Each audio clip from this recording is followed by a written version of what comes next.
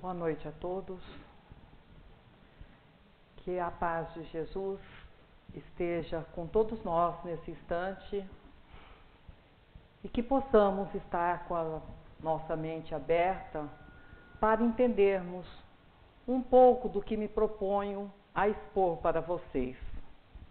Hoje foi nos dado um tema livre para escolha e eu, mais uma vez, vou trazer um pouquinho da história de Paulo de Tarso. São trechos que eu tirei desse livro, Paulo e Estevão, que foi ditado pelo Espírito de Emmanuel a Francisco Cândido Xavier. E é um livro apaixonante, uma história mais apaixonante ainda. Eu já tive oportunidade uma vez de falar sobre um aspecto e hoje eu vou falar de um outro aspecto desse livro, que é a conversão de Paulo sob a luz do Espiritismo. E eu começo perguntando: quem era Saulo de Tarso? Sabemos que ele era doutor da lei, mas como era a sua personalidade? Como era o homem Saulo? Num trecho do livro, Emmanuel nos dá uma ideia, quando ele diz assim: integrar-se-ia de corpo e alma à lei de Moisés, preservando a fé e a tranquilidade dos compatrícios. Traduzindo isso, diz que Saulo era um homem obstinado, alguém que estava absolutamente focado em seu objetivo de defender aquilo que ele acreditava ser a verdade. Era um homem consciente das suas obrigações para com a sociedade e também da cultura que ele fazia parte, e extremamente dedicado às suas funções como doutor da lei. Ou seja, é o perfil de uma pessoa competente, focada, determinada a realizar da melhor maneira possível o seu trabalho. Num outro trecho, Emmanuel diz assim: com a rigidez de suas paixões, aniquilara todas as possibilidades de ventura.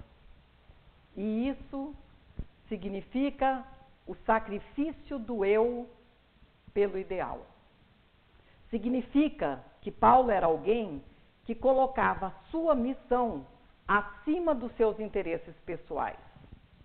Alguém que era obstinado a atingir seu objetivo e nada o impediria disso, independente das consequências que isso pudesse trazer para ele como pessoa. Nós vimos na história Saulo tomando atitudes que trouxeram dificuldades enormes para ele, inclusive dele com a sua noiva Abigail e mesmo com as pessoas do seu convívio. Se já sabemos que esse homem era absolutamente determinado e voltado para as suas funções, perguntamos: qual era a verdade de Saulo? No que realmente ele acreditava? Porque era essa verdade que o direcionava. A sua determinação o mobilizava, fazia que ele agisse, e a sua crença o direcionava. E qual era essa direção? Quem responde essa pergunta para nós é Zacarias. Quando, num diálogo com Saulo, ele contava as ações de Ananias junto a Abigail, e Saulo queria saber onde estava Ananias, porque ele queria achar Ananias para puni-lo. Ainda que Ananias tivera sido a pessoa que amparou a sua amada, para ele, Ananias era o representante de Jesus. e que ele via como o opositor da sua doutrina, que era o judaísmo.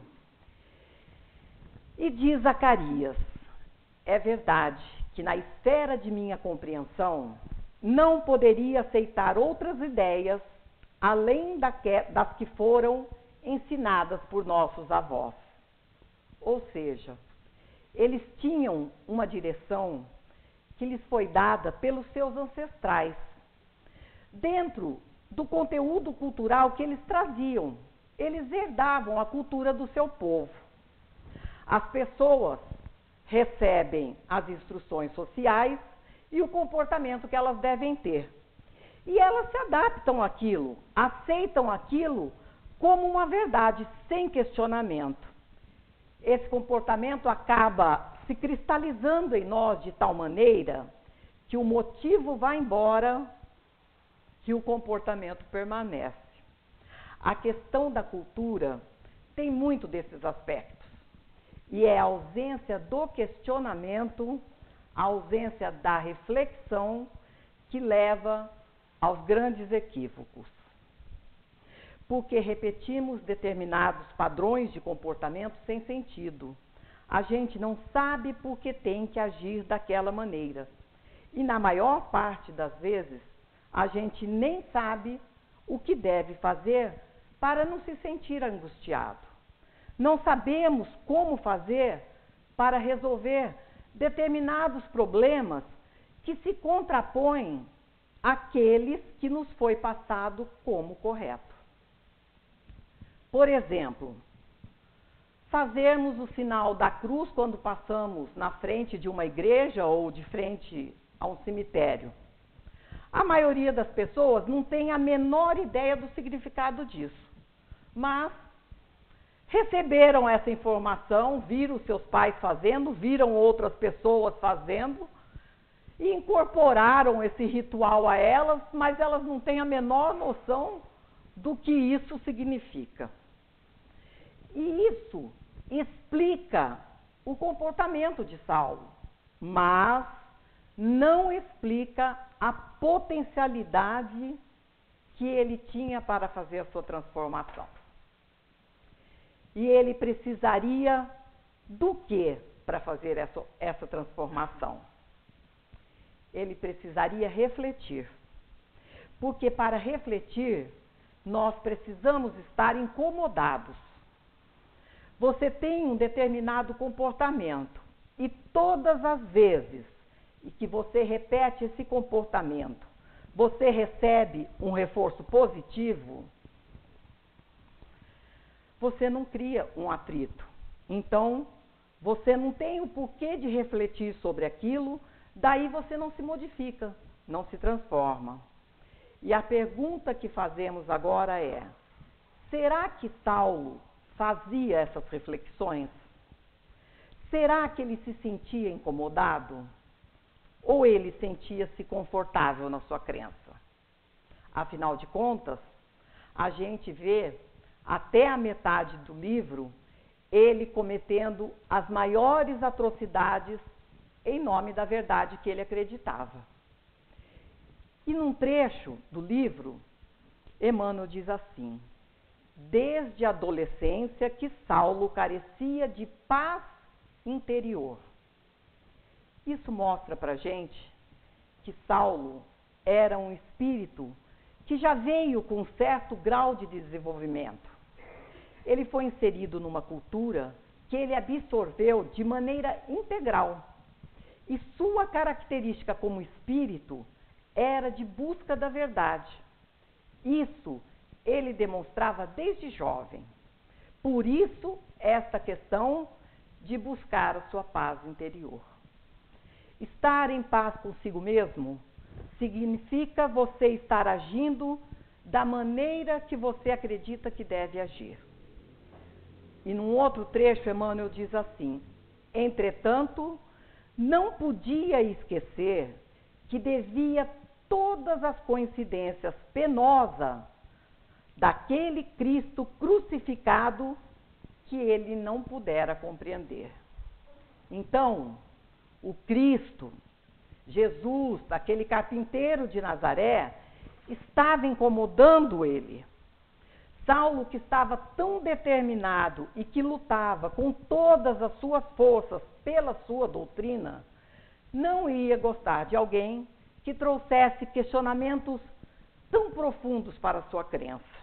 É óbvio que ele ia ficar bravo, raivoso mesmo, por conta daqueles pensamentos, daqueles postulados que vinham se opor àquilo que ele defendia e o que ele, no fundo, percebia que estavam errados.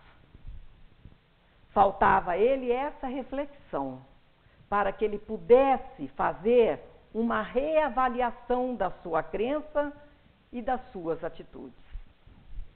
Porque em tudo topava traços do carpinteiro humilde de Nazaré, que seu espírito voluntarioso detestava. O fato dele precisar estar trabalhando para a sua verdade é que fazia com que aquilo se tornasse insuportável para a sua consciência. Porque ele não conseguia aceitar a possibilidade de talvez não estar certo, ou talvez estar agindo na direção errada, buscando a verdade, mas na direção errada. Então, temos Saulo, um espírito valoroso, imbuído nas melhores intenções, da maior disposição, entretanto, orientado por ideias falsas ou distorcidas. Esse era Saulo de Tarso. A fé, por si só, é uma grande força, mas que precisa de direção e orientação, porque senão ela é capaz de grandes feitos, para o bem ou para o mal. Vejam esses homens bomba. Alguém duvida da fé deles? Dá para duvidar da fé de alguém que se sacrifica, abandona tudo que tem, abandona a família para provocar a morte de outras pessoas? Alguém tem dúvida que esse indivíduo está absolutamente convencido de que aquilo é o caminho do bem e da verdade? Como é que ele chegou a esse ponto? Ele não nasceu dentro de uma cultura onde foi convencido que aquilo é o certo. E ele absorveu isso da maneira como se esperava que ele absorvesse. Então, a fé não refletida ou desorientada é como um automóvel em alta velocidade e sem freio. A fé precisa de reflexão. Essa reflexão é que vai colocar o indivíduo no caminho certo. E foi no caminho de Damasco que Saulo foi refletindo sobre o que ele acreditava, foi refletindo sobre o porquê que aquele homem, Jesus, que já estava morto, o incomodava tanto. Por que aquelas coisas que estavam acontecendo, aquelas ideias que estavam sendo divulgadas, lhe traziam tanto desconforto? Ele tinha acabado de torturar um jovem, o Matatias, aplicando-lhe a tortura de pregos embaixo da unha, para que ele confessasse onde estava Ananias, um senhor de idade que tinha amparado a mulher que ele amava. Mesmo assim, ele se colocou num cavalo para ir a Damasco matar Ananias, torturar e matar Ananias. Era um homem absolutamente imbuído da força da sua fé, na direção que a sua doutrina lhe dava.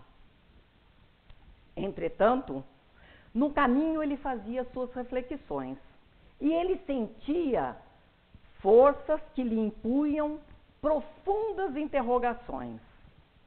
E vocês podem me perguntar, mas era o Saulo que estava refletindo, ou essas forças seriam de espíritos lhe assediando?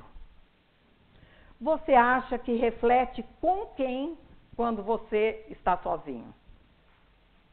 Quando você faz uma prece, quando você se coloca em estado de concentração para analisar a sua vida, tomar uma decisão, refletir para avaliar se agiu certo ou agiu errado, você acha que está sozinho? A diferença é que no momento que nós estamos em prece, que entramos em harmonia conosco mesmos e serenamos os nossos pensamentos, nós vamos dialogar com os espíritos que querem nosso bem.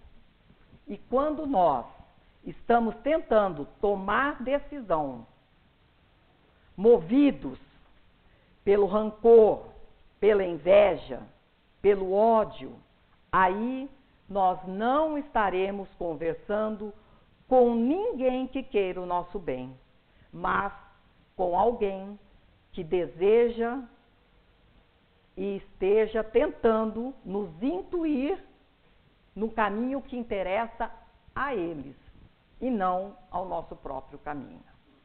Então, se Saulo estava fazendo esse caminho, fazendo essas reflexões e sentindo que forças lhe impunham interrogações, é porque ele tinha a frequência adequada para se conectar com esses espíritos que também queriam e estavam a serviço do bem.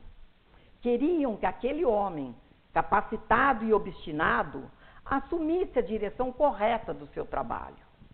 Então, podemos perceber uma alma cheia de dúvidas, desconfortável para alguém que estava tão certo das suas obrigações. As noções da lei de Moisés pareciam não lhe bastar para a sede tão devoradora. Kardec diz que a doutrina espírita tem que ficar frente a frente com a ciência e a verdade. E se um dia a ciência provar que o espiritismo está errado em algum ponto, que a doutrina se reforme. E eu tenho a mais absoluta convicção de que Kardec tinha certeza de que nunca o espiritismo iria se opor à verdade científica, porque ele tinha certeza que essa era a verdade. E então, por que ele colocou isso? Porque ele queria que nós, espíritas, refletíssemos o tempo todo. Ele queria que nós tivéssemos essa atitude de crítica e autocrítica, para que nós tivéssemos certeza que a força da nossa fé estivesse sempre bem orientada e bem conduzida. Mas Saulo estava sentindo essa carência. Ele sentia que toda aquela doutrina não lhe preenchia, não respondia a todos os seus questionamentos, não trazia aquela paz que ele procurava desde que ele se reconhecia como gente, ou desde a sua adolescência.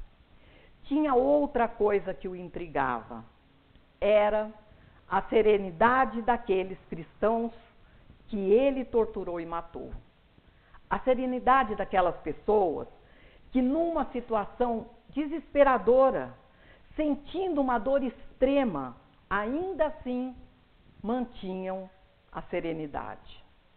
E aí ele recordava os amigos mais próximos, mais iminentes, e nenhum deles encontrou qualidades morais semelhantes às daquele jovem pregador do caminho, Estevão. Não encontrava ninguém que se assemelhasse à paz e à serenidade que ele encontrou em Estevão. Essa serenidade é típica de quem sabe que está no lugar certo, de quem sabe que a sua verdade é real.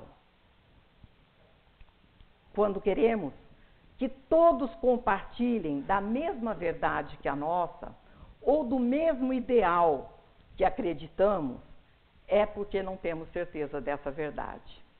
A vontade de que todos sejam espíritas é de quem ainda não é espírita. Quando você está certo de algo, você quer compartilhar com as pessoas, porque aquilo te fez bem, te faz feliz e você quer dar essa oportunidade para as outras pessoas, mas sem o ser, sem a condição, porque você sabe que aquele é o seu caminho, aquilo fez bem para você, te revelou a verdade, mas aquilo pode não ser o caminho do outro. Então, a ânsia de querer que todos participem do seu grupo desaparece. Aparece o desejo e a ânsia de compartilhar e a alegria de dividir com as pessoas que acharam o mesmo caminho que nós. Nesse sentido, notamos que Saulo podia perceber que a serenidade dos que seguiam o Cristo era a serenidade de quem estava absolutamente tranquilo, porque estava certo de estar no caminho certo. A razão leva ao arrefecimento da paixão. A paixão nos traz mais próximos do instinto. O instinto é a inteligência automática que nos faz reagir às ameaças. A inteligência automática não passa pela nossa reflexão, não distingue. Então, a inteligência automática, ela não distingue o certo do errado. É um reflexo de defesa. Então, quando a emoção está tomando conta da nossa vida e das nossas decisões, é necessário a razão para arrefecer as emoções, para aí sim encontrarmos o equilíbrio. O equilíbrio são as duas asas que fazem a ave voar. A razão e a emoção, a ciência e a espiritualidade. Tá difícil. A inteligência de Saulo cobrava respostas que a doutrina dele não podia lhe dar. Então, olhem só quem era esse homem naquele momento indo na estrada de Damasco. Essa rouquidão é emoção. Quando falo do Paulo, eu fico emocionado. Paulo era uma potência gigantesca, uma força inimaginável, uma determinação incomparável e absolutamente sem direção, mas já consciente de que algo estava errado, de que ele precisava fazer alguma coisa para corrigir esse vazio que ele sentia em seu coração. E aí vem a conversão. Sente-se envolvido por luzes diferentes da tonalidade solar. O que era isso? Uma alucinação, de certo. Estava viajando há vários dias pelo deserto e pelo calor, o cansaço. Estaria ele variando? Emmanuel fala num outro trecho o estado físico de Saulo. Bem montado, evidenciando o aprumo de um homem habituado aos prazeres do esporte, Saulo ia à frente, em atitude dominadora. Bom, então ele não estava desidratado ou aparentando algum desconforto antes da crise. Emmanuel descreve a crise. Tomba do animal ao desamparo sobre a areia ardente. A visão, no entanto, parece dilatar-se ao infinito. Outra luz lhe banha os olhos deslumbrados, e no caminho vê surgir a figura de um homem de majestática beleza, dando-lhe a impressão de que descia do céu ao seu encontro. E eu pergunto para vocês, por que os amigos que viajavam com ele não tiveram essa mesma visão? Eles não estavam entendendo nada. Afinal, já haviam feito outras viagens como essa com o Saulo, e ele sempre resistiu bem. Era um homem forte, acostumado a situações de calor e cansaço. Se ele não estava desmaiando, se aquilo não era uma miragem do deserto, por que só Saulo via Jesus? Porque só ele teve aquela alteração de percepção e enxergou aquela luz diferente. Porque ele estava enxergando alguma coisa que as outras pessoas não viam.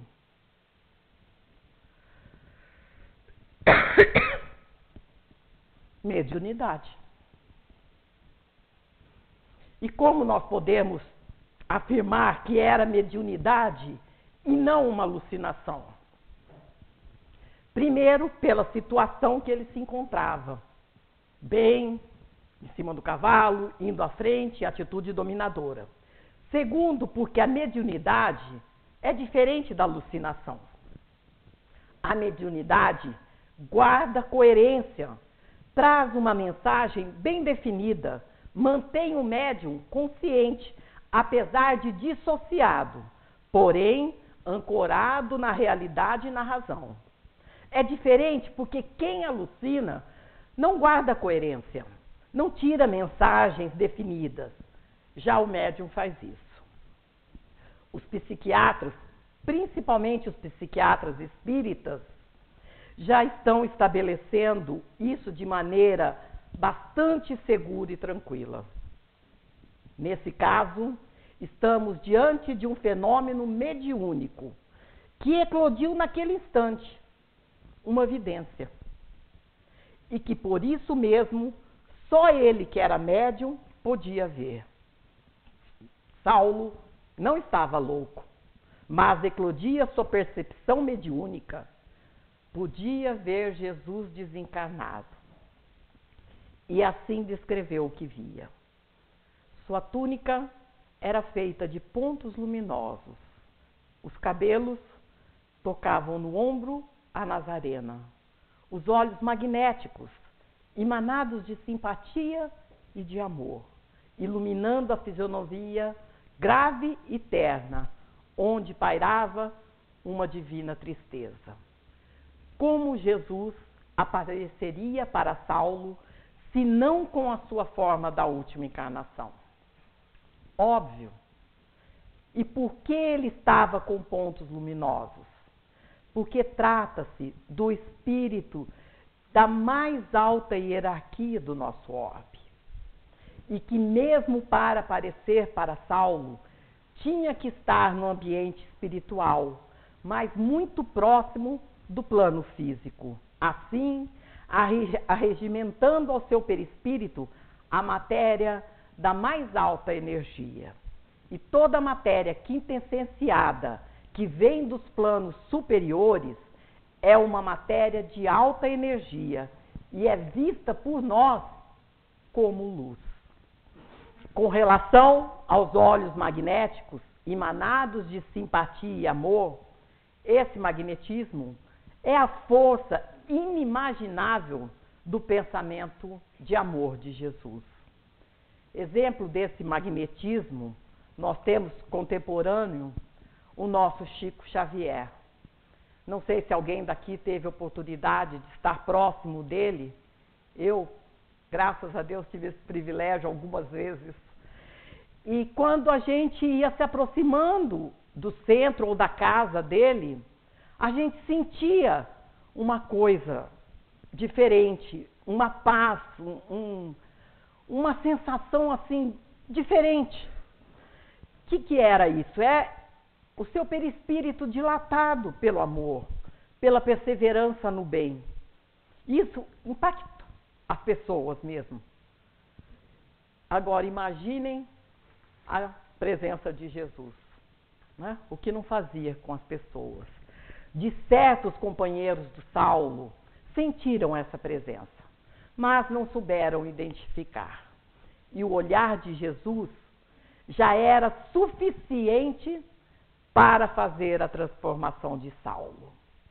E será que Saulo se transformou em Paulo naquele momento? Se acreditarmos que houve essa transformação naquele momento, poderíamos dizer que houve um milagre. E nós, espíritas, sabemos que não existem milagres. A indução para a transformação foi a frase de Jesus: Saulo, Saulo, por que me persegues? Isso já foi o suficiente para que Saulo percebesse que estava na direção errada. Suficiente para que ele percebesse que ele não precisava se transformar, apenas se virar para o lado certo. Ele era um espírito que não agia por instinto. Era um espírito culto, que estudou, que se dedicava, não era malévolo.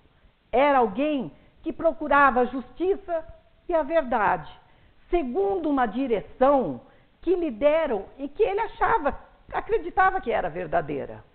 Era um homem determinado e que buscava a verdade, a serenidade, queria fazer o certo de maneira firme.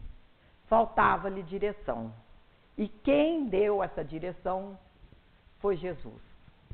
Então, ninguém se torna santo de uma hora para outra, nada se dá por acaso e não existem milagres. Saulo, para chegar no ponto que ele estava, ele não chegou do dia para a noite. Ele já nasceu com aquela potencialidade. Ali, naquele momento, era o momento de tomada de consciência, de um espírito que estava pronto para o trabalho, pronto para galgar mais um passo na sua evolução. Naquele momento, Saulo estava morrendo para o nascimento de Paulo, um espírito que desde a mais tenra idade procurava a paz moral, inteligente, estudou, buscou o conhecimento e a razão. Agora, finalmente, ele estava no caminho certo. Não mais no Deus da ignorância e da primitividade, que nos fez perseguir e matar, mas o Deus de amor, exemplificado por Jesus. Eu não sei quanto a vocês, mas me incomoda muito todas as vezes que eu leio no Evangelho sobre o homem de bem. Porque eu vejo, fico triste, porque eu vejo o quanto longe eu ainda estou desse homem de bem. Mas aí, folheando um pouco mais na frente, né, eu vejo sobre o verdadeiro espírita. E daí me alegra, porque eu vejo que basta o meu esforço incessante para ser considerado uma verdadeira espírita. Então, estou sempre me esforçando. Nós já sabemos para onde ir. A luz está apontada para o caminho certo. Agora é o nosso esforço e a nossa dedicação para alcançar esse caminho. E a sua transformação? Já aconteceu? Você já se deu esse direito de questionar sua fé e realmente saber se você está no caminho certo? Toda mudança traz dor. E nesse caso, a dor é a culpa que sentimos de todas as coisas erradas que cometemos no passado. Ou então, da responsabilidade que sentimos desse passado. E será que tem diferença de culpa e responsabilidade? É claro que tem. Aliás, faz toda a diferença. Porque a responsabilidade é a consequência dos nossos atos, das coisas que a gente fala, das coisas que a gente faz, mas a culpa é a nossa autocondenação a respeito dessas consequências, dessa responsabilidade. Se a culpa nos imobiliza, a responsabilidade mobiliza. E quando nos sentimos culpados, nós sentamos e choramos. E quando nos sentimos responsáveis, nós levantamos e trabalhamos. E para que nós não nos sintamos culpados, é necessário que nós nos perdoemos. Por isso Jesus disse que devíamos perdoar não 7 vezes, mas 70 vezes 7. Cada erro, cada falta. E nós perdoamos pouco, principalmente a nós mesmos. Na medida que perdoamos o outro, nós estamos fazendo o exercício da nossa capacidade de se auto-perdoar. Na medida da percepção dos nossos erros, é necessário nos livrarmos da culpa através do auto-perdão e nos mobilizarmos para o trabalho através da responsabilidade. Então, Saulo experimentou uma invencível vergonha de seu passado cruel, e uma torrente de lágrimas impetuosas lava-lhe o coração. As lágrimas que lavam as dificuldades e os erros do passado. Essas lágrimas que vão evitar a culpa, mas não se instala em Paulo essa culpa paralisadora. Imagine você se conscientizar que torturou e matou pessoas inocentes que estavam no caminho certo. Quantos de nós teria força para reagir e não se culpar? Assumir a responsabilidade e descartar a culpa. Saulo, agora Paulo, diante da responsabilidade de seus atos abomináveis, não se mobiliza, reage e, banhado de pranto, pergunta: Senhor, o que queres que eu faça? Quando a gente percebe que fez uma coisa muito errada, quando a gente se dá conta que está no caminho errado, quantos de nós tem força para levantar e perguntar: Senhor, o que queres que eu faça? E se você perguntar, a resposta virá. Então, mantendo as suas características de determinação e voluntarismo, Paulo reage.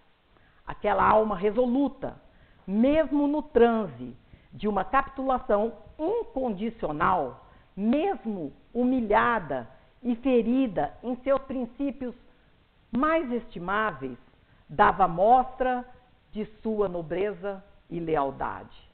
Paulo estava pronto para reparar os erros dos seus dias de ilusão. Mas Paulo estava cego. Por que a cegueira de Paulo? Será que o fenômeno mediúnico provocou alguma lesão no seu encéfalo, nos olhos, na retina de Paulo? Certo que não. Porque o médium não vê com os olhos da carne, mas com a glândula pineal. Então, não haveria nenhuma possibilidade de uma lesão física. Por 3 dias, Paulo ficou na escuridão da carne para vislumbrar a luz radiosa da verdade. A cegueira fora providenciada, assim como o contato do Cristo com Paulo, para facilitar-lhe a tomada de consciência e a pronta recuperação para o trabalho. Após esse período, Jesus envia Ananias, o velho, que ele estava indo a Damasco para matar, para remover-lhe da escuridão para a luz definitiva. E então, Paulo expressa-se assim: ser-lhe-ei fiel até o fim. E eu acredito que esse foi o último erro de Paulo, porque depois ele vai descobrir que não existe fim, só existe começo, para ele e para todos nós. Obrigado pela atenção de todos, uma boa noite.